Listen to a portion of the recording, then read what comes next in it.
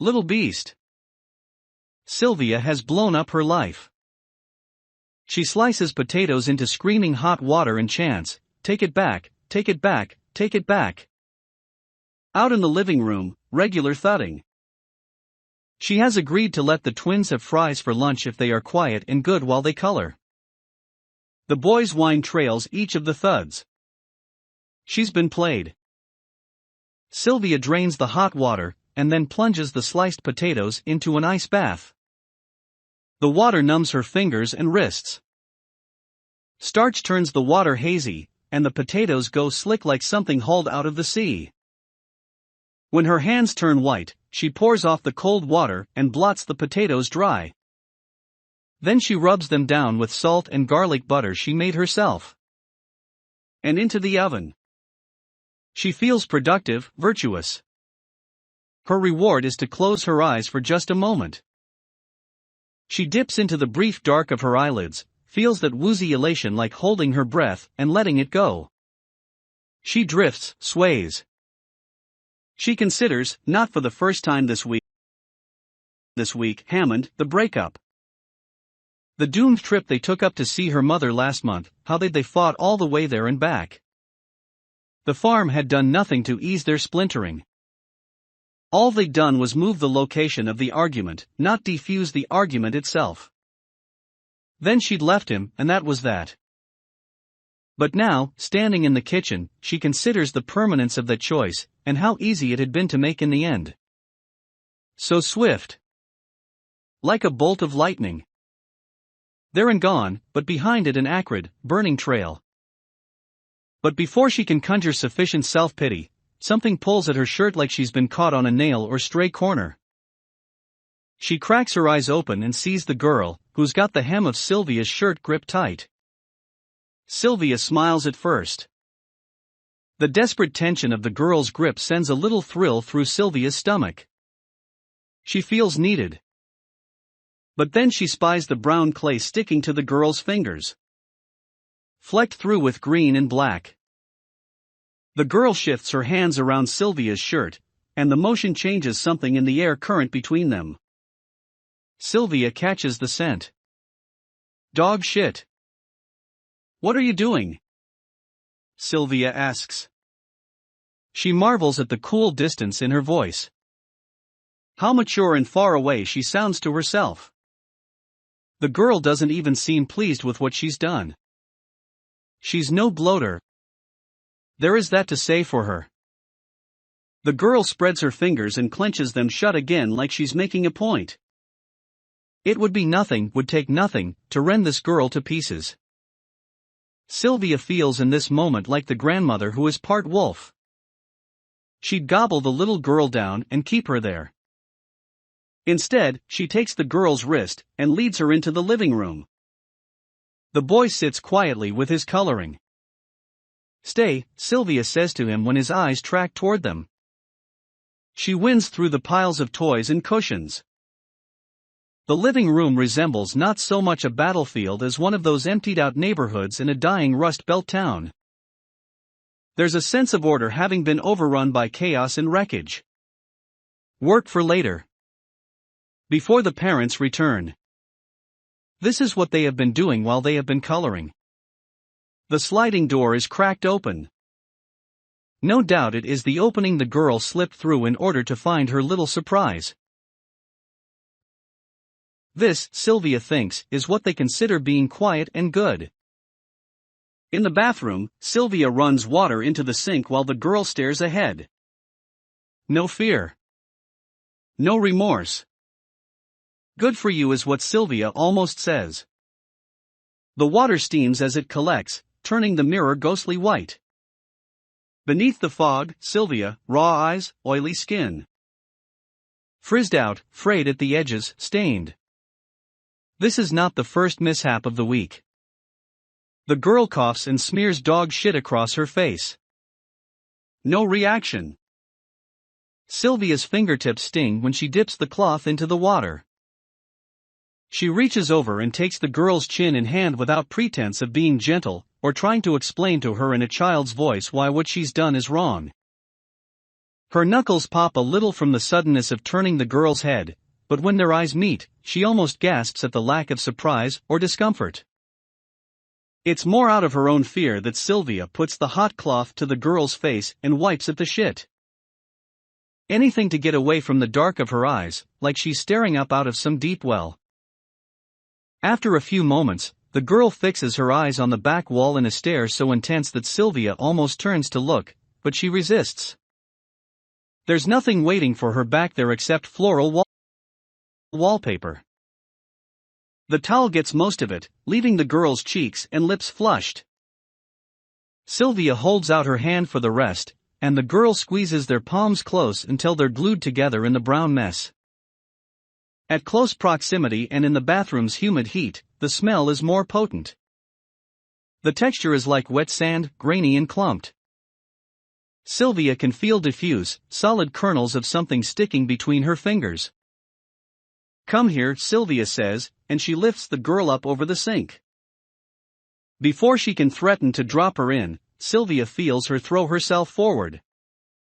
She plunges in up to the elbow. Sylvia tries to pull her back up and out of the hot water, but the girl flails and kicks as though she is being kept from the thing she desires most in the world. When Sylvia jerks her back one solid time too many, the girl screams with such fury that the room fills with the sound of her. It's a horrible, fierce sound. Sylvia's legs buckle. How can one tiny human make so much noise? Take it back, take it back, take it back. Eventually, the girl vents herself empty and goes limp in Sylvia's arms. She tilts forward like a little rag doll when Sylvia puts her on the edge of the sink, and so Sylvia has to let the girl's face rest against her chest. She pulls the girl's tunic up and blots her dry. Then the girl rocks back and Sylvia catches her by the shoulders. It's then Sylvia remembers the shit on her own shirt. She works up and shimmies out of it using one hand. She feels greasy in the humid bathroom. The girl's eyes shift over her, widen slightly. The girl lifts her hand, the tip soggy and red, touches the bruise on Sylvia's side. Sylvia growls. In the kitchen, they all wait for the fries. The twins sit at the table with their coloring, the boy struggling to decide between red and blue to fill in the crude tree he's drawn, and the girl staring at him hatefully. Sylvia would like to go over there and color the whole thing green. It's a disservice to let children go on thinking the world can be something it cannot. Her parents hadn't let her think that sort of thing for long, that life could be what she wanted it to be, that all she needed was to try. "Sylvie," the boy says with his cheeks between his hands. "Hungry. Is that a whole thought?" she asks, and he frowns, folds his arms across his chest. "Hungry. 5 more minutes." The boy licks his lips until his whole mouth is wet and bubbly with spit. Booger eater, she thinks. The girl cuts her eyes at him. "Sylvie." "Hungry," the boy says again. The fries crackle and hiss on the sheet pan. Sylvia wedges them free instead of letting them cool and transfers them to a plate that she leaves at the center of the table. They sit in a steaming mound flecked with coarse sea salt and red pepper flakes. She hoists herself up onto the counter and watches the twins watch the fries. The boy licks his lips again. He is first, of course he is. Boys are greedy, always taking. But the world will make a mess of this boy. He's all nerve and skin. Nothing between him and the outside. The food burns his fingers and he drops the fries onto the table. He tries again, blows on one of the fries. Sylvia can see his mouth watering. He makes little chewing motions. Oh, he wants it bad. Like his father. Scratching at her bedroom door these last few nights. She has fewer reasons to say no, and the last time that she let him go down on her, he had seemed so grateful that Sylvia had only felt a little guilty and a little selfish. Impossible not to see the resemblance between their two wants. Sylvia tucks her knees against her chest and watches as he tries and fails, burns his mouth and his tongue. But he keeps trying. Eventually, he gets it in his mouth and keeps it there, chewing it into white mush.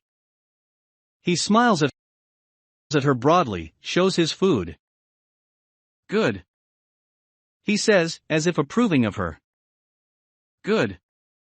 Like. The girl, because she is smart, stabs a fry through with a crayon and blows on it. Then she shoves the whole thing into her mouth, crayon and all. She gulps it down. Good for you. Their lunch doesn't take long, and then Sylvia puts them down for a nap. She takes a tall glass of cold water to the back patio, where she sometimes smokes at night and sometimes drinks the father's beer with the mother while they talk about the twins, about Sylvia's life, about the easiness of youth and no attachments. It's not a conversation, not really. It's a monologue on the mother's part, delivered from a cashmere throw and the blurry edge of late middle age. Sometimes, the mother gets drunk and waxes philosophical about her geriatric pregnancy, and how utterly sexist the terminology is, running through the litany of grievances she stored up at the world these past few years, returning to them again and again like treasured anecdotes of some far-off life. Reliving the trauma of maternity leave the way some people relive the horrors of the Great Depression or the Jim Crow South. The house, like all of the other houses on their street, is not old but has been made to look that way. Pseudo-Victorian splendor meant to communicate what, exactly, Sylvia wonders. Comfort? Material establishment. It's a street of doctors and white-collar serfs. The father works at a tech company down on the square. The mother works in pharma. She synthesized some sort of filament as a graduate student. Did some kind of molecular geometric voodoo, and now they have this house, and they have Sylvia, and due to modern technology, they have the twins. They split the cost of Sylvia with Mac and Jill Ngost next door. For slightly too little money it would be more in Manhattan, but what can she do about Wisconsin? She cooks meals and looks after the twins. The Ngosts don't have children, and don't expect Sylvia to clean, only to cook. Mac and Jill are in their early 40s. Jill is attractive, a brunette. She is funny, and she tells stories that always turn in unexpected places. She keeps her lips over her teeth because she is insecure about a gray, misshapen canine. There is no reason that this tooth should have emerged as it did from her gums. All of her other teeth are beautiful and white. Mac is tall and dense with what is either muscle or fat or both. He runs up and down the street for an hour or two in the mornings. Sylvia watches him from her bedroom. He likes sweet things, and is always willing to let Sylvia experiment on him with her desserts. Last night, she served a berry crumble with a jam she'd made herself. Tonight, for the Ngosts, she is making some sort of soup. Lots of shredded chicken breast, a stock from the bones and marrow, a thick cream base, some herbs. French bread from the market. She can see the soup in her mind, the way it goes from clear to creamy white. She can smell the celery and the carrots, the onion and small pieces of beet she'll julienne and sprinkle in. A bit of cumin, not too much. The meat for texture. She will serve a salad with berries and apricots. Or, she thinks, she could leave the chicken out of the soup and serve them cream-poached fish instead. The soup in small bowls next to the beautiful salmon. She imagines Mac and Jill, their faces warm with hunger and desire. Jill will give her a knowing look. She will reach across the table, squeeze Sylvia's hands. Her mouth will become a perfect circle. Mac will eat, but while he chews, his eyes will stay on her. She is certain of this, can already feel the long pull of his gaze at her body. But it is Jill who sits at the center of this fantasy. She is its white-hot core. Jill, with her longer fingers and sensible haircut. Jill, the investment banker. Jill, the insatiable. Sylvia presses the glass between her legs to keep it still. It's cold and slick against her skin. Her stomach aches. There is something moving through her, working its way up her belly and into her chest, coiling and uncoiling. She grips her knees and tries to calm herself. Inside, Sylvia can hear the soft rumble of footsteps. The girl. Up the stairs Sylvia goes, passing the pictures of the family, how they seem to regress as she goes. The two children vanish, and the parents recede back through their years, gaining hair, gaining smiles, gaining happiness. A family blooms, uncles and aunts, sisters and brothers, grandparents. It's like tracing a muddy stream to its clear, frothy headwaters. At the top of the stairs, she pauses. The sound of footsteps farther ahead.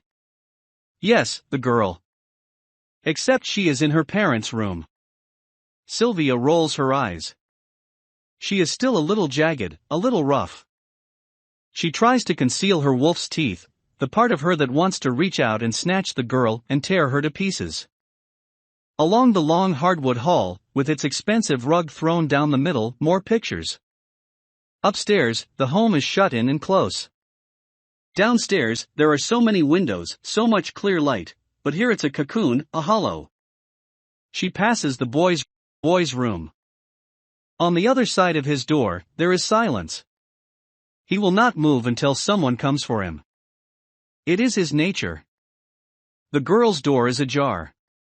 Sylvia peers inside. Her low bed, her toys scattered everywhere. A lilac curtain thrown open. Pale light. Her sheets have been dragged from her bed. There is an ugly stain on them, something yellowing, already smelling sour. Sylvia will have to attend to this before the parents return. She leaves the doorway and turns to the parents' bedroom. There, sure enough, the door is also ajar. Sylvia hears a repetitive creaking. She pushes the door open. The girl throws herself into the air, lands on her back, and bounds back up. What the hell are you doing? The girl does not answer. She uses the bed as a trampoline. The Martins have blackout curtains, and there's just a sliver of light coming in through the tiny space between them. Everything is all velvet upholstery. It's the sort of room that needs torchlight, which seems incongruous with the sort of brightness that overhead lighting offers. Still, Sylvia flips the switch, and the room is bathed in a harsh white light. The girl is naked. There are scratches up and down her arms, around her back. Her face is blank. She lands on her back, climbs to her feet, leaps again into the air, getting God knows what all over the duvet and pillows. There are twigs and dirt in her hair. How has she done this to herself? She looks like a wild thing. Little beast, Sylvia says. The girl makes no attempt to stop bouncing. Sylvia grabs her bare ankle. The girl begins to scream, to screech, to holler, to tear at Sylvia's hands and arms and face. She is strong, and it takes all of Sylvia's strength to hold her down, to shake her into stillness. What is your problem? She gazes up at Sylvia, and for a moment Sylvia thinks she can understand the girl. She knows what it is to be trapped inside a thing, inside a life. She knows what it is to want to tear a hole in everything. But still there is something else. This girl seems bound by nothing at all, except for the moment by Sylvia. There is nothing that can keep her inside herself. It's the kind of life Sylvia would like to live, but she knows it's the kind of life that is impossible because the world can't abide a raw woman. I know it's hard, Sylvia says to the girl. But you have to try. The girl lies on her back, as if the words have passed completely over her. In the light, Sylvia can now see that there are bugs, small green grubby things, among the tangled blonde hair. Sylvia can smell the urine.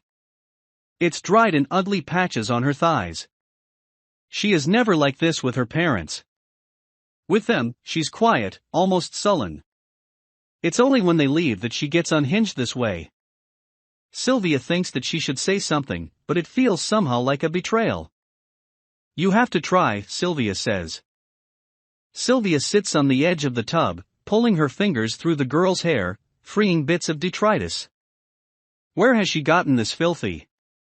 How has she managed to get herself into such a mess?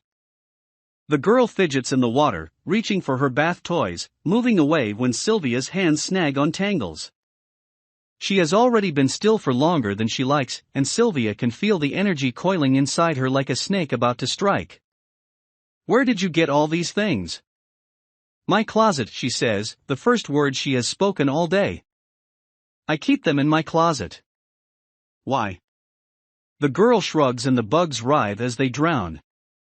Sylvia rinses her fingers in the water and goes back to soaping the girl's hair. The bathroom is the same plush velvet as the bedroom. There's an insulated, womb-like quality to the acoustics. The light is comforting in its haziness. Why do you live with us now? The girl asks. Sylvia considers her answer to this question. She could give the kind of gummy non-answer that children chew on for years before realizing there's nothing to it, or she could say the truth of it, but that might involve having to answer more questions, worse questions. Well, Sylvia starts. I broke up with my boyfriend and I needed a place to stay, so your parents are letting me stay here. Here. Why? Why what? Why do you break up? The girl turns to look at her, her eyes wide and blue. Oh, that's a boring story, Sylvia says. Nobody wants to hear that story. I do, the girl says. I want to hear. Well, Sylvia says, scooping up handfuls of water and letting them drizzle into the girl's hair. He was not well. He was sick. And I was sick. And we weren't very good together. You're sick? The girl asks. Oh, yes, Sylvia almost says. I'm fucking sick. Just a little bit. I'm getting better. What's wrong? Hard to say, Sylvia says. More water drizzling down the girl's face, across her cheeks. There's shampoo in her eyes, and it must burn, but she does not look away from Sylvia. How does she explain it? To this child? To herself? To Hammond? Oh, Hammond. Hammond is probably in their apartment. No, his apartment, pulling his hair out. She left him. She waited until he went to sleep that night, then packed her things and left him. She couldn't be with him, couldn't lie next to him, because she sensed in him the same thing that was knocking around inside her. The same looming, wild, stalking thing that moves behind her at every turn and corner. Something furry and evil that followed her off the mountain and all the way up here, to this city full of polite, clean people. She left him no note, just the careful packing away of her things. She left him. Grown-ups get sick sometimes, and nobody knows why and nobody knows how to fix it, Sylvia says.